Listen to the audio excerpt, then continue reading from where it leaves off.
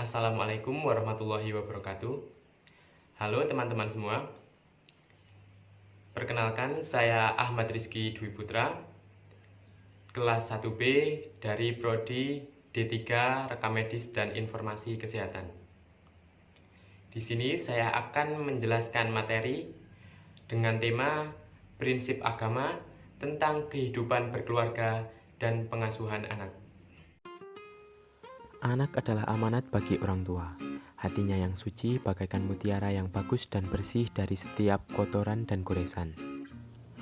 Anak merupakan anugerah dan amanah dari Allah Subhanahu wa Ta'ala kepada manusia yang menjadi orang tuanya.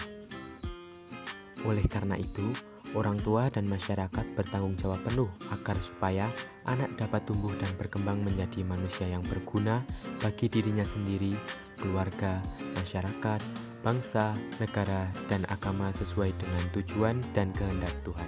Anak sebagai amanah dari Allah Subhanahu wa Ta'ala membentuk 3 dimensi hubungan dengan orang tua sebagai sentralnya.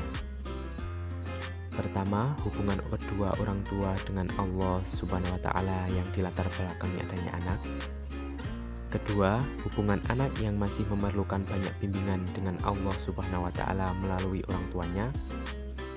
Ketiga, hubungan anak dengan kedua orang tuanya di bawah bimbingan dan tuntunan dari Allah Subhanahu wa Ta'ala. Adapun beberapa kewajiban orang tua dalam mengasuh anak adalah sebagai berikut. Pertama, ajari anak tentang agama dan ajaran Islam.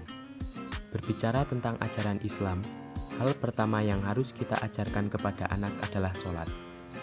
Karena pentingnya pendidikan sholat ini, sampai pada sebuah hadis Rasulullah SAW memerintahkan kepada orang tua untuk menyuruh anak-anaknya mereka melaksanakan sholat pada umur 7 tahun.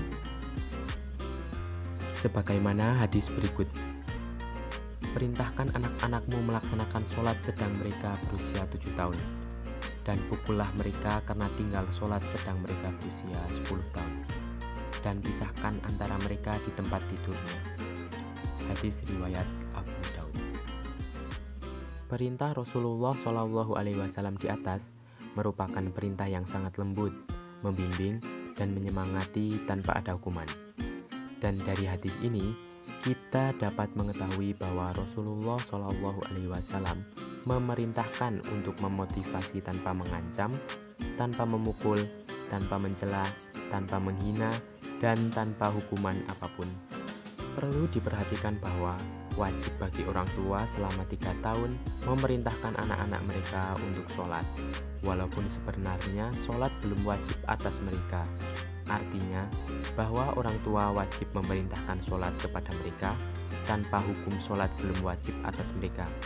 Artinya bahwa apabila orang tua tidak memerintahkan anak-anaknya untuk sholat pada umur ini, maka orang tua berdosa, dan apabila anak-anak tersebut tidak sholat, maka mereka tidak berdosa. Dan usahakan untuk selalu memerintahkan anak untuk sholat setiap kali waktu sholat datang.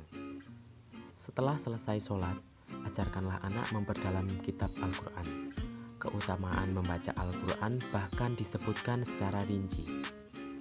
Rasulullah SAW bersabda, siapa saja membaca satu huruf dari kitabullah Al-Quran, maka dia akan mendapat satu kebaikan, sedangkan satu kebaikan dilipatkan kepada 10 semisalnya. Aku tidak mengatakan alif lam mim satu huruf, akan tetapi alif satu huruf, lam satu huruf, dan mim satu huruf. Hadis riwayat At-Tirmidzi. Keutamaan selanjutnya adalah memberi syafaat di akhirat bagi dirinya dan orang tuanya. Sebagaimana sabda Nabi Muhammad SAW, siapa saja membaca Al-Quran, mempelajarinya dan mengamalkannya, maka dibagaikan kepada kedua orang tuanya pada hari kiamat mahkota dari cahaya, dan sinarnya bagaikan sinar matahari. Hadis riwayat Hakim. Dengan semua keutamaan itu, sangat wajar apabila orang tua harus mengajarkan Al-Quran kepada anaknya, serta berlomba-lomba membaca, mempelajari, dan mengamalkan isi Al-Quran. Selanjutnya, yaitu mengajarkan kepada anak tentang berbakti kepada orang tuanya. Berbakti kepada keduanya merupakan perintah utama ajaran Islam. Allah Subhanahu wa Ta'ala sampai mengulang-ulang perintah ini dalam Al-Quran setelah perintah mentauhidkannya. Sembahlah Allah dan janganlah kamu mempersekutukannya dengan sesuatu apapun, dan berbuat baiklah kepada dua orang ibu bapakmu. Quran Surat An-Nisa ayat 36. Pembentukan akhlak anak agar menjadi anak yang berbakti kepada orang tua harus dimulai sejak dini, karena usia anak-anak merupakan usia yang sangat kental dengan masa peniruan, sehingga seorang pendidik khususnya orang tua penting untuk memberikan contoh perilaku yang baik. Suatu ketika datang seorang lalu berkata kepada Rasulullah, "Ya Rasulullah, saya ingin ikut berjihad, tapi saya tidak mampu." Rasulullah bertanya, "Apakah orang tuamu masih hidup?" Orang itu menjawab, "Ibu saya masih hidup." Maka Rasulullah SAW menjelaskan, "Temuilah Allah dengan berbakti kepada kedua orang tuamu. Jika engkau melakukannya, samalah dengan engkau berhaji, berumroh, dan berjihad." Hadis riwayat Tabrani. Artinya, siapa berbakti kepada orang tuanya dengan sebaik-baiknya, maka jelas surga ada di hadapannya. Yang terakhir adalah ajarilah anak sesuai zamannya. Sering kita dengar, anak-anak zaman sekarang beda dengan zaman dahulu.